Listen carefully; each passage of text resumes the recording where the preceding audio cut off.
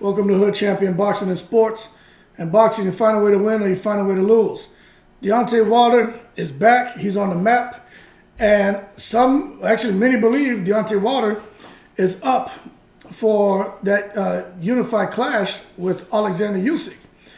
We know Usyk has a whole bunch of belts, and he is the man. And right now, it doesn't look like him and Tyson Fury are going to sort things out to actually make a fight.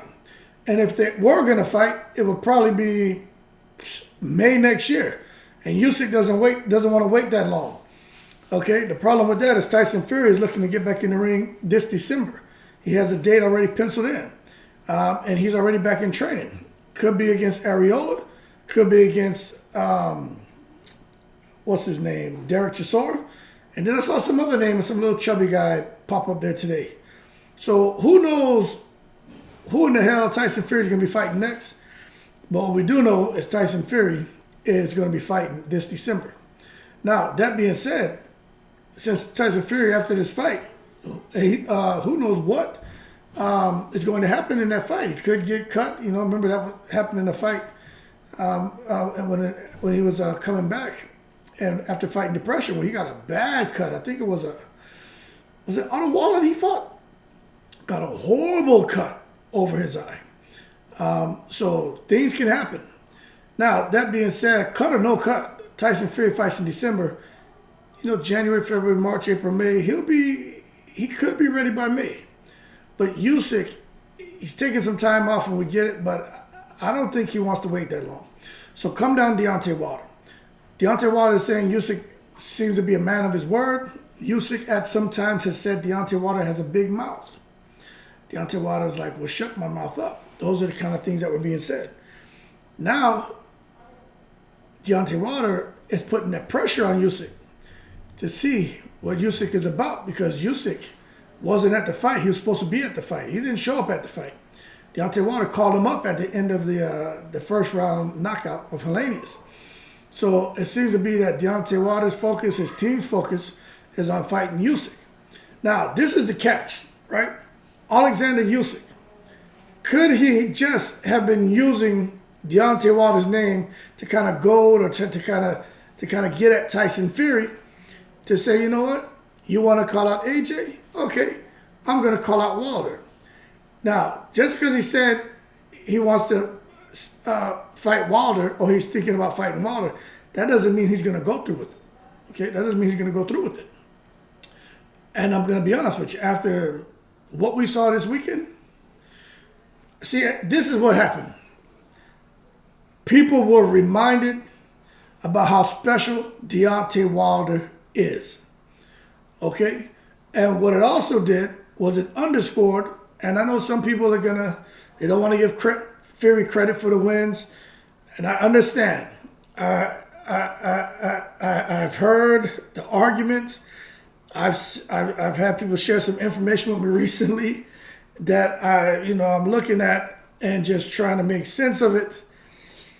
And I can understand the position of those who say Fury beat Wilder. I understand the position of those people saying Fury didn't, right? But it doesn't matter. But what it shows you is how special Wilder is and how special Fury is. Okay? That's what it shows you. And even outside the Wilder fight, Fury's showing that he's a bad boy. Something else I want to point out when it comes to Tyson Fury and how special he is, right?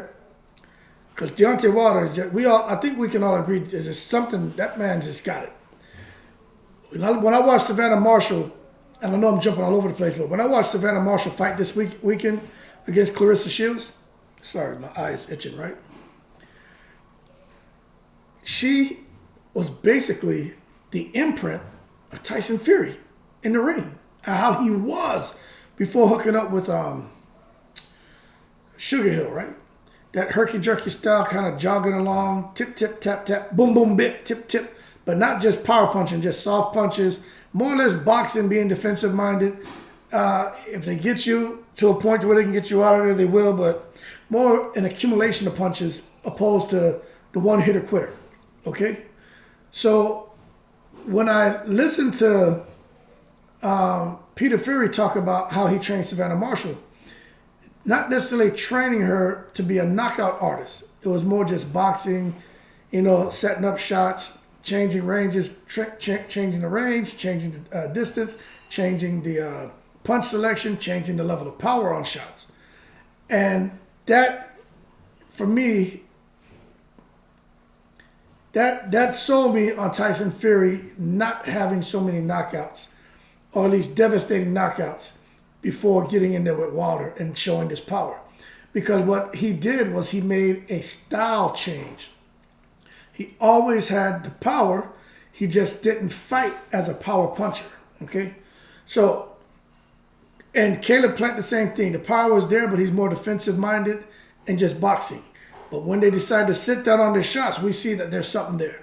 Okay? So Fury is special. Wilder is special. With a guy like Usyk, he's special in a different way. But if he has no intentions of fighting Deontay Wilder, especially after this weekend, we know why. Because this is what Oleksandr Usyk has to figure out. Remember, I'm not biased to anyone. But this is what he has to figure out, right? And if he can figure this out, Oleksandr Usyk is a genius. He's got to figure out how not to become the next KO victim of the Bronze Bomber's right hand, or how not to become the next knockdown victim of the Wilder right hand. Because Deontay Wilder has knocked all of his opponents down or out. Okay? And there's only one who he didn't get out of there. All right? So what does that, how would you feel going into a fight with Deontay Wilder? This man has not, some people say, I ain't getting into that shit. I promise, swear to God, I'm not going to get into that. But let's just say Deontay Wilder has knocked out almost everybody but one. 43 fights, something like that. Almost every opponent, except, matter of fact, every opponent but one, knocked out. So how in the world, and that one who lived to tell about it, he went down hard and he was basically out of there, okay? How in the world is Usyk, what can he possibly do to avoid getting clipped? Now, this is the other concern. Usyk is an amazing boxer. He can come in and out. He can put that pressure on Wilder. He can make Wilder confused. He can set traps for Wilder as well. You know, Malik Scott and Wilder's team, they're doing amazing stuff with helping Wilder to evolve. I've always said, don't turn a lion into a pussycat. Let him roam the kingdom and impose his dominance. But one thing we didn't get to see Saturday with Wilder, and I'm not trying to take away from what he did, okay? But I'm just being honest. We didn't see if Wilder could sustain that kind of movement to rounds 6, 7, 8, 9, 10. Because he was using a lot of energy. Matter of fact, it was the equivalent of what he did in that Tyson Fury fight of jabbing hard to the body, jabbing hard to the head. I mean, those were power shots he was throwing, okay? And he used a lot of energy up. In this fight with Helenius, it wasn't so much hard jabs to the body. He was just floating like a butterfly. And when I saw that, it reminded me when I first started boxing, and they would have us, you know, got your hands up, and, you know, you're working on your footwork, and you're going around in a circle. And the coach would blow his whistle. He blow it, throw 1, 2, and then you change directions. Or, you know, you hook up. He would tell you to come and blow the whistle, but he would tell us the combination wants to throw. You know, or jab, change directions, whatever. So when I watched Deontay Wilder doing that, I was like, okay, that's 101 stuff he worked on. And that's good. But he can't take this 101 stuff in there with Usyk and think that's gonna work. Usyk is really good at avoiding the right hand. But at some point, he's going to get hit. Look, if AJ hit Usyk with the right hand, Deontay Wilder's going to hit him with it. Okay? Deontay Wilder's going to hit him with it. But I personally, and remember, this isn't about who's the best boxer. Because Usyk is the best boxer. Out of him and Wilder, skill-wise, I don't think there's any argument. But it's always about who boxes the best on that night. And in this case, you just got to give Deontay Wilder. You got to make him the betting favorite going into this fight. You know, can Usyk go the whole 12 rounds and avoid getting touched by Deontay Wilder? You know, can he do that? Because Wilder's not going to be afraid to let his hands go. We saw what happened when he got back in that corner with Helenius. Wilder, he is fighting with his eyes like Terrence Crawford. Those eyes are wide open. And he just let that shot go. That shot he let go was the same thing as what Gervonta Davis hit Rolly Romero with. Same kind of situation, just from the right hand and not the southpaw stance, okay? So I'm not sure. You know, Usyk and his team have been quiet. It's crickets over there. However, we'll see in the coming days if something bubbles up. But I am really hoping to see Deontay Wilder and Oleksandr Usyk, to see them get in the ring and mix it up. Okay? Usyk, look, what's a southpaw's biggest trouble when fighting an orthodox fighter? There ain't no damn left hook. What's their biggest problem? What's the one weapon when they're fighting an orthodox fighter they got to look out for? And what's the weapon that the orthodox fighter always brings to play, and they use it in the fight against the southpaw over and over and over? And 100% of the time, they get shots through. Maybe not 100% of this shot, but they're going to get it through. That's a straight right hand. Okay? Now you're telling me, if you don't think Deontay Wilder can beat Usyk, then you just don't want to give this man credit. You're still holding on to all the stuff he said about Tyson Fury, and you're saying Wilder is delusional still, and hey, look, let's move on beyond the Fury stuff. Okay? It's over. It's over. You know, it is what it is. What happened, happened. No matter what we think, it doesn't matter. It's over. Deontay Wilder's back. Tyson Fury clipped Dillian White. Tyson Fury's doing just fine. They're both in their own space, operating independent of each other now. But if a person out there doesn't want to give Deontay Wilder a chance to beat Usyk, you're just delusional. I personally think Deontay Wilder will knock Usyk out. I do. But then again, you know, you got to look at Usyk. He's a guy who is counter-punching on the front foot. He's leading on the front foot and countering you at the same time. See, that's something that's extremely difficult to do. And while being offensive and attacking you. He's attacking you and counter-punching you at the same time. I mean, he's always in position to strike. And there's something that he was doing against AJ, which he was able to do a lot of things against AJ because AJ was tentative. I'm not taking away from Usyk, but this is just the honest truth. Anthony Joshua was very tentative because he's worried about getting hit. Deontay Wilder is a different animal. He's not going to be so worried about getting hit. He's going to be looking to get his shot off. Now, when he throws that wild right hand, Usyk's going to make him pay. But at some point, Wilder's going to touch him. But at the same time, depending on Usyk and the pressure he puts on him, and if he can, you know, that in and out, coming out on angles, and just the stuff that Usyk does, it's just, he's like a magician in there. He could make things interesting, but it's a risk. It's a huge risk. You know, once you cross that line and get within Deontay Wilder's range, your life is on the line. Like, Wyclef, someone called 911. Like, you know, get ready. And that's honestly what I think is going to happen. I just think at some point, Wilder's going to get him.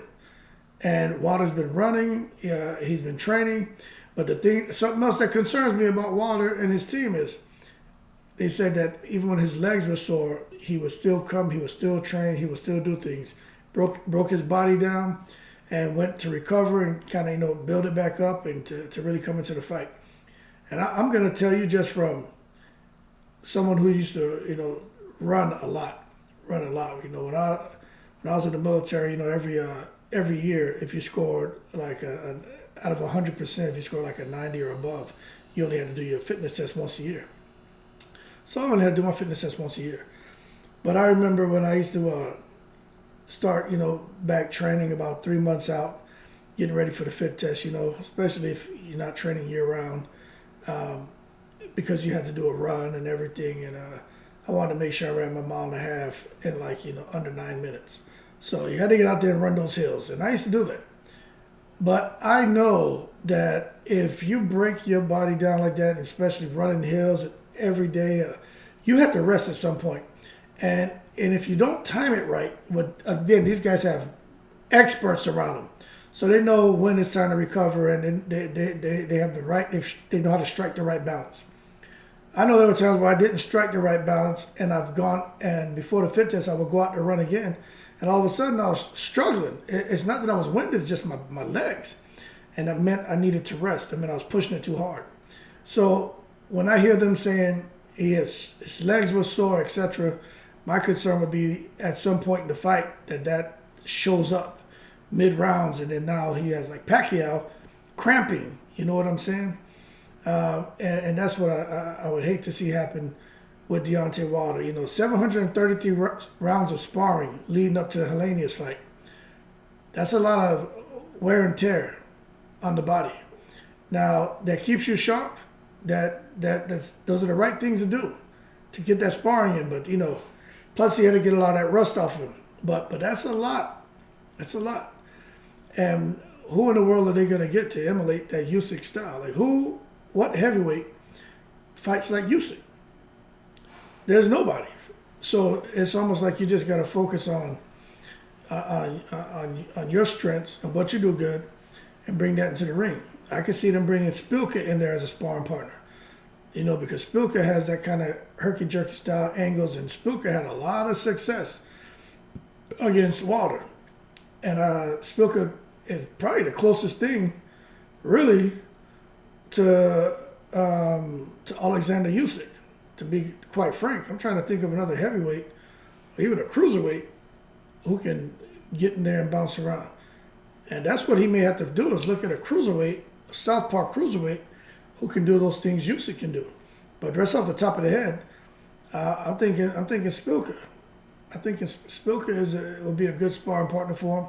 Not sure who else he would bring in there. Luis Ortiz. We know that he has a weird style too, but I don't know. But that's what it's going to boil down to, man. I read something just yesterday about Usyk's team is now, talking to Fury's team. But there's so much crap floating around there on the internet that who knows what's going to happen. Even if you go to Twitter, man, nobody knows what's going on. But one thing we do know is Tyson Fury's busy in December, and Deontay Wilder, he wants to fight Usyk. But if for some reason that fight doesn't come to fruition, I don't think Deontay Wilder should fight Andy Ruiz. Frank Sanchez, I don't know. Did y'all see Frank Sanchez fight this weekend? Frank Sanchez is looking like he had to figure out and so this plays to Deontay Wilder's advantage. He had to figure out Negron, man, because the Puerto Rican was, that height, that reach was giving what's his name, Frank Sanchez, some problems. But Frank Sanchez is explosive. I would rather see Frank Sanchez and Andy Ruiz fight.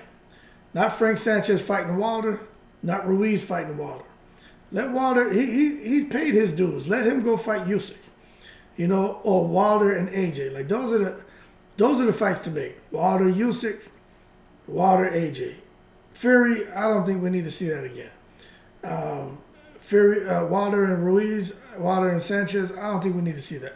Just put him in the biggest fights. And I think the biggest fight for Wilder is Usyk and AJ. Preferably AJ then Usyk, but it is what it is. That's what I'd like to see. But again, with Oleksandr Usyk, that's my concern. He's really not saying anything. His team has got quiet. And anybody who watched that, they've got to be saying, let's just be real with yourself, right? A person can get brainwashed watching certain things over and over, right? You could tend to buy, if you don't want to believe it, you end up believing it. It's like watching scary movies. Freddy Krueger, you're going to come out there with this glove and all this, and catch you in an alley and all this craziness.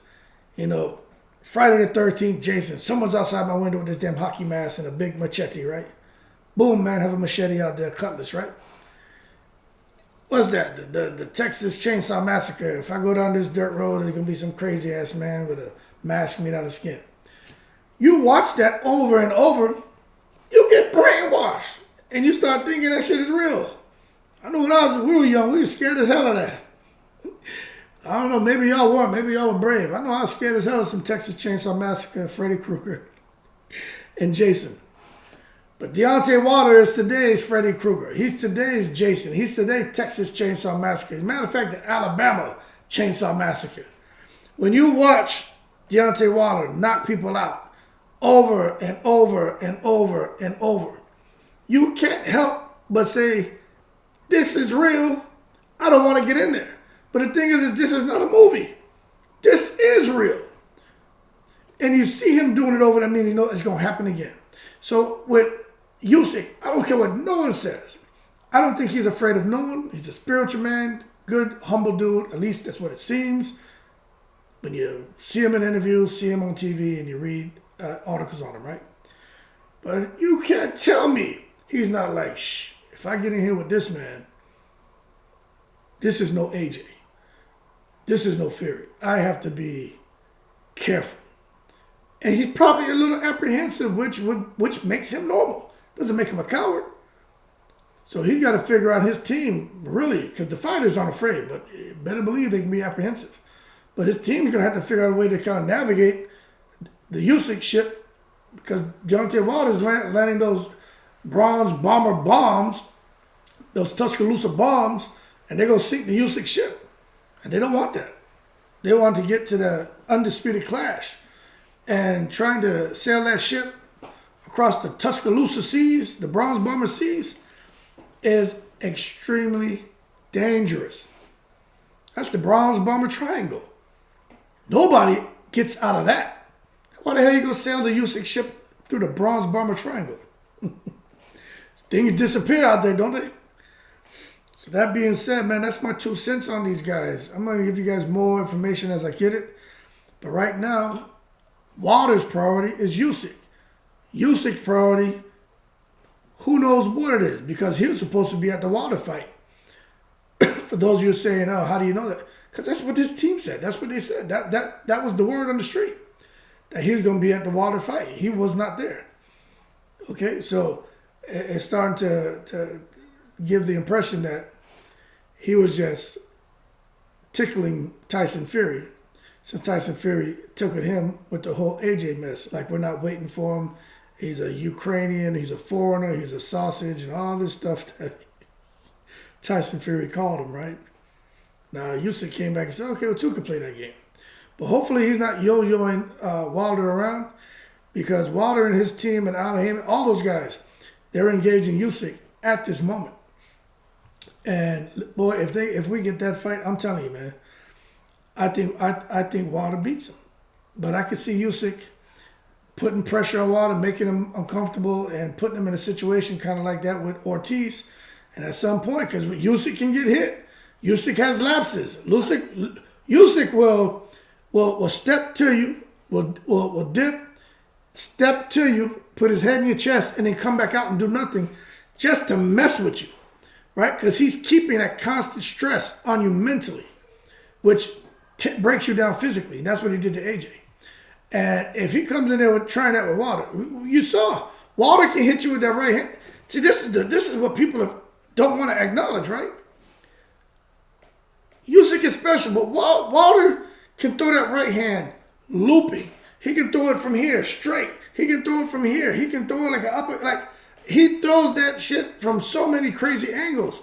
He's here like this and just shoots it like short, boom, and stuff that the shots he hits people with, it looks like it shouldn't do that kind of damage.